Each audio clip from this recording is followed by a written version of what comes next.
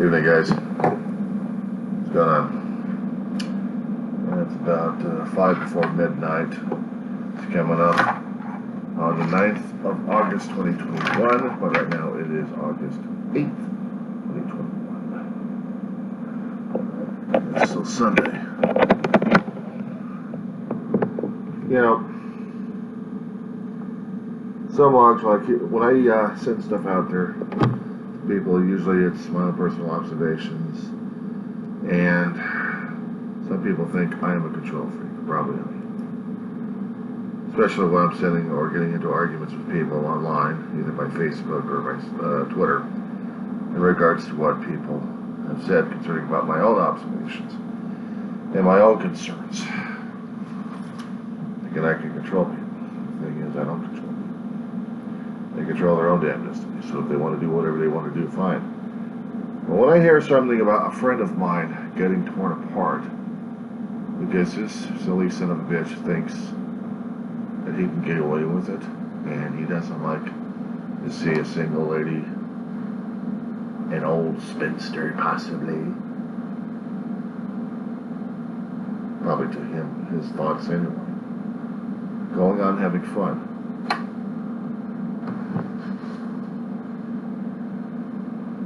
A friend of mine's a few years older than I am.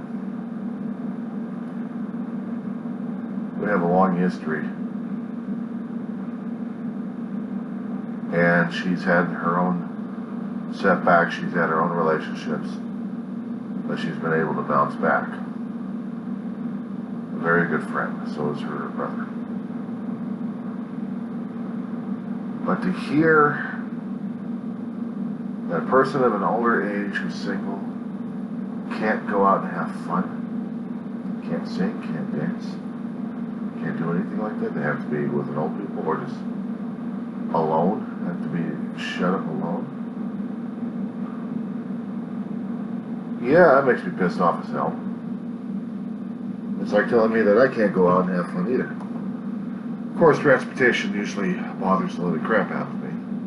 Not to having sore feet all the damn time. And yes, there are flies about.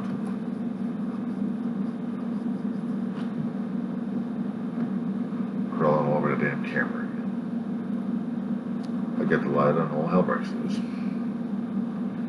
But what drives me crazy is that the flies.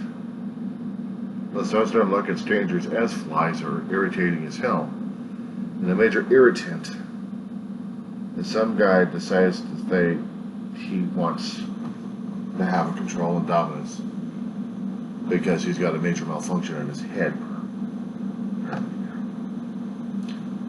You know, I'm 55 years old. You know, I wish I had some of the experiences my friends have actually had out there. I don't go out as much. I've hardly ever been out myself, except going to a college campus for the past 5.5 years, trying to fill up the old noggin and trying to share some wisdom and knowledge and history with people who are a lot younger than I am, who haven't lived. And I can share stories along with the peers I have, which are the professors, my age and maybe a little bit older, or close to my age. We can share horror stories about life and everything else going on. What drives me crazy is when I actually have someone telling me that nobody can have experiences because of the age. How many times have I heard that growing up? And coming out of people's mouths my age to the older generation that actually lived life. Generations that grew up in the 40s and 50s. Who've actually seen stuff that I hadn't seen. Lived through probably marches or riots. Dancing in the street, looking like a damn hippie. Because the older generation didn't like him in the first place, dang hippies. What's that flour in there? What's that stuffing over your body there? Don't you know this is the 1960s here, you dang gunny hippie? What are you protesting here in the first place? Imagine hearing horror stories coming out from my mother. Except my mother was never part of those kind of situations in the first place, I'll tell you the truth. My mother had her own issues.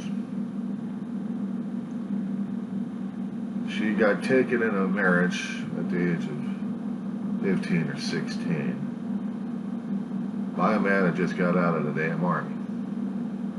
They married, had a kid, my older brother of 8 years older. And she spent a few years living in another state, raising her son and a drunkard husband.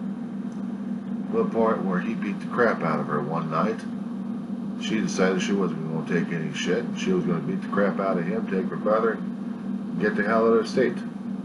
They did. After that, she wanted to have a place for herself to raise her son. She had to have my brother live from one place to another place, or basically make one particular family a foster family of sorts, while she went out looking for work and finding a place to live and setting it up to the point where she could just take my brother and have a life. She had to be strong growing up as a young woman, doing things she didn't even realize she had to do, but she had to do for survival. Hearing these things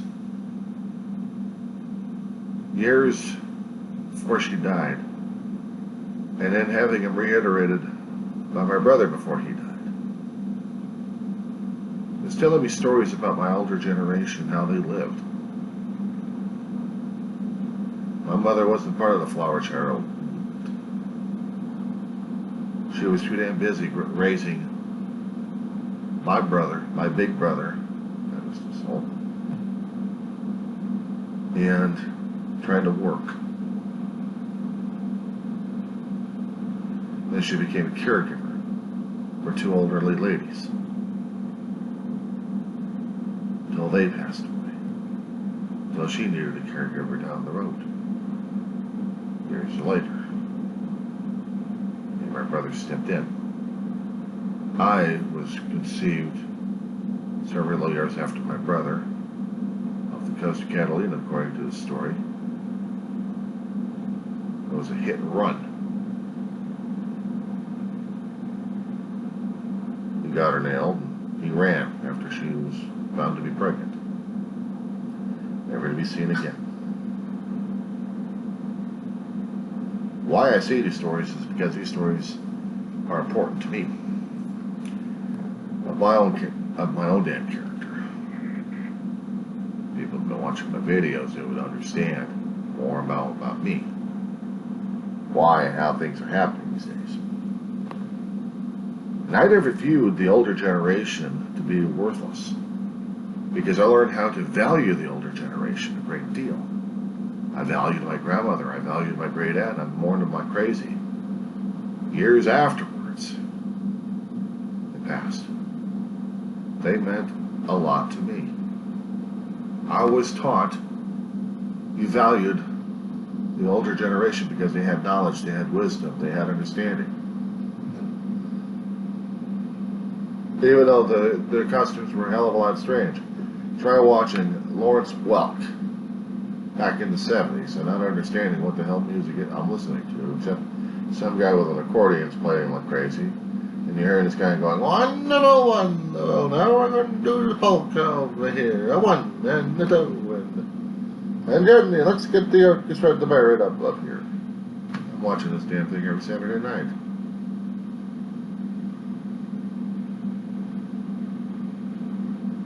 I had learned to value the older generation had the stranger customs than the new generation, because the new generation didn't even know to understand what the hell they're doing these days.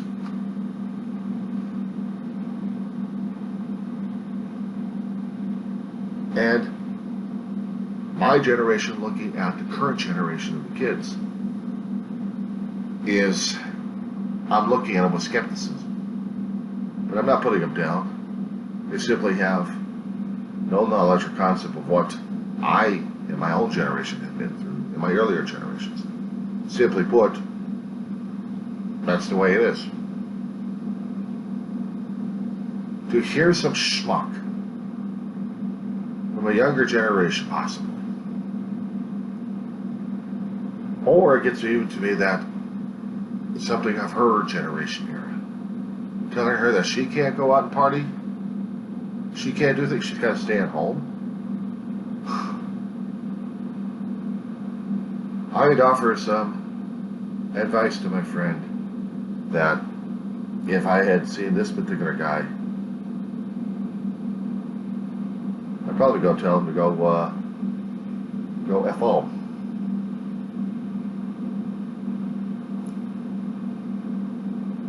Controlling freaks like this get off telling people what their will is going to be.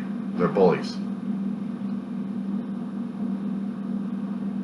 They have no concept of accepting a person as another person, as a human being. They don't want to. They've been bullies, so might as well pass on the bully gene to everybody else. I know what being bullied is like because I've been bullied.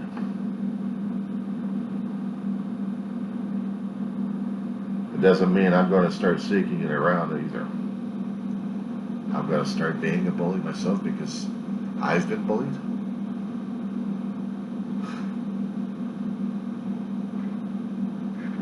The advice I asked my friend to follow was, if she ever saw this guy again, tell him to come over to my place. We'll have a nice, long talk. And I'm not talking about beating the living crap out of a damn thing. No, I'm not. I'm going to find out where the hell this guy's mental, where his life is and where he's coming from.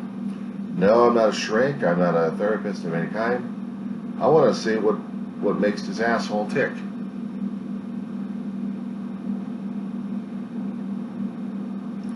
Granted, this is violating my own damn privacies, but putting my stuff out there on YouTube has already been violating my privacy in the first place. The whole world knows where the hell I am if they actually understood any of the videos I was talking about. Anything else?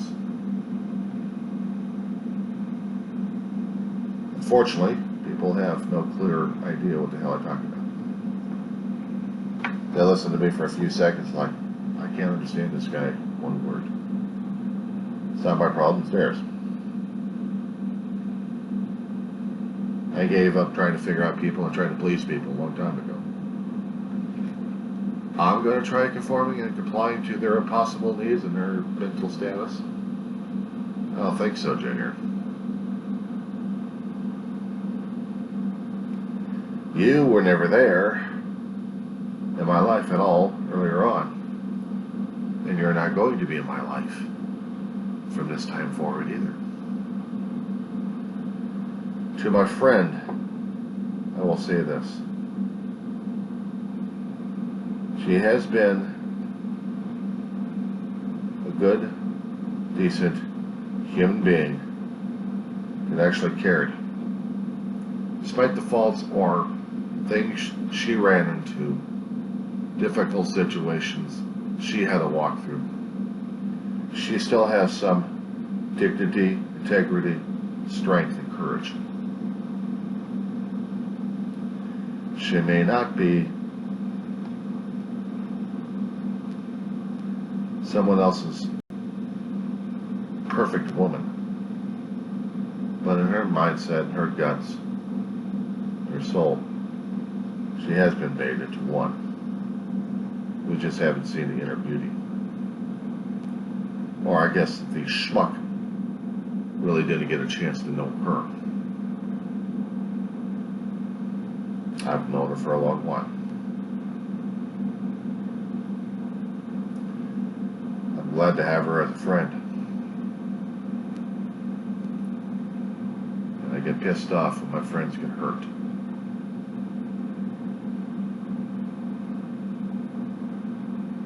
But of course, you're going to be asking me, what am I going to do?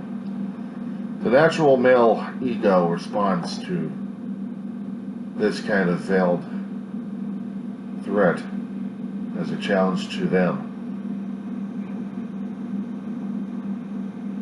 I'll say, fine, be a challenge to you. The other thing I can say is, you're a moron. Because you didn't value human beings at all.